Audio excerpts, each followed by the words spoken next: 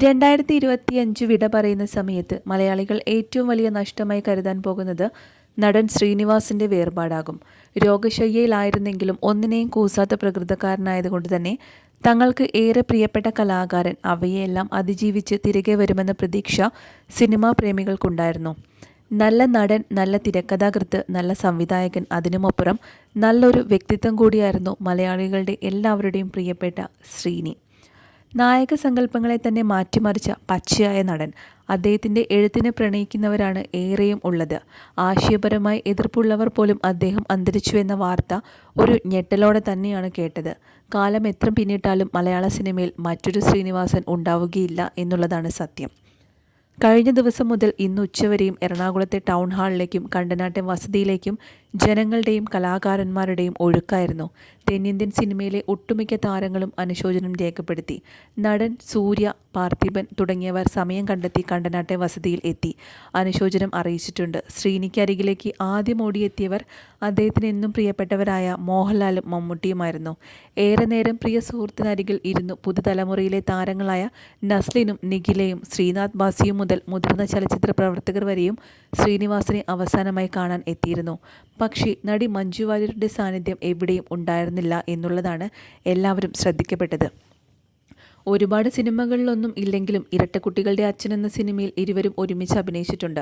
അതുമാത്രമല്ല, ധ്യാൻ ശ്രീനിവാസനുമായിട്ടും നല്ലൊരു സൗഹൃദം മഞ്ജു കാത്തു സൂക്ഷിക്കുന്നുണ്ട്.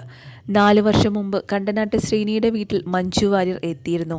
അന്ന് ധ്യാൻ ശ്രീനിവാസൻ തയ്യാറാക്കിയ ബിരിയാണി ശ്രീനിവാസനും കുടുംബത്തോടൊപ്പം കഴിച്ചു ആസ്വദിക്കുന്ന ചിത്രങ്ങൾ മഞ്ജു തൻ്റെ ധനിൽ ബാബു സംവിധാനം ചെയ്ത MM-ൽ മഞ്ജു വാര്യരും ധ്യാൻ ശ്രീനിവാസനും ഒന്നിച്ച് അഭിനയിച്ചിരുന്നു. അവിടെ മുതലാണ് ഇരുവരും തമ്മിൽ ശക്തമായിട്ടുള്ള സൗഹൃദം തുടങ്ങിയത്.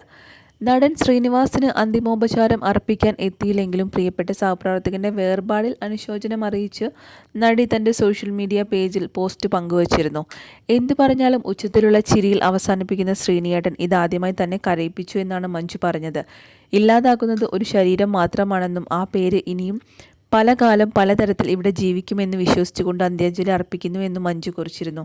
പൊതുവെ മലയാളത്തിലെ സീനിയർ അഭിനേതാക്കളുടെയോ സിനിമാ പ്രവർത്തകരുടെയോ സംസ്കാര ചടങ്ങുകളിൽ മഞ്ജുവിൻ്റെ സാന്നിധ്യം ഉണ്ടാകാറില്ല. സിനിമാക്കാരുടെ വിവാഹം, പിറന്നാൾ, വെഡ്ഡിംഗ് ആനിവേഴ്സറി തുടങ്ങിയ ചടങ്ങുകളിലും മഞ്ജുവിനെ മാത്രം കാണാറില്ല. മഞ്ജു വാര്യർ എന്തുകൊണ്ടാണ് നടൻ ശ്രീനിവാസിനെ അവസാനമായി കാണാൻ എത്തിയില്ലെന്ന തരത്തിലാണ് സോഷ്യൽ മീഡിയയിൽ ഒരുപാട് ചോദ്യങ്ങൾ ഉയർന്നു വരുന്നത്. ആക്രമിച്ച കേസും വിവാദങ്ങളും ദിലീപിനെ കുറ്റവിമുക്തനാക്കിയ വിധിയുമെല്ലാം വന്ന ശേഷം നടി മഞ്ജു വാര്യർ ഒരു പൊതുവേദിയിലും പ്രത്യക്ഷപ്പെട്ടിട്ടില്ല. പക്ഷേ ശ്രീനിവാസന്റെ മരണവാർത്ത എറിഞ്ഞപ്പോൾ ആദ്യം ഓടിയെത്തിയവരിൽ ദിലീപ് ഉണ്ടായിരുന്നു. ചിത എരിഞ്ഞ് തീരും വരെ കുടുംബത്തെ ആശ്വസിപ്പിച്ചൊപ്പം നിൽക്കുകയും ചെയ്തിട്ടുണ്ട് ദിലീപ്. മഞ്ജുവിൻ്റെ പ്രിയ സുഹൃത്തുക്കളായ കുഞ്ചോക്കോ ബോബൻ, രമേഷ് പിഷാരടി തുടങ്ങിയവരെല്ലാം ശ്രീനിവാസന് അന്ത്യാഞ്ജലി അർപ്പിക്കാൻ എത്തിച്ചേർന്നിരുന്നു.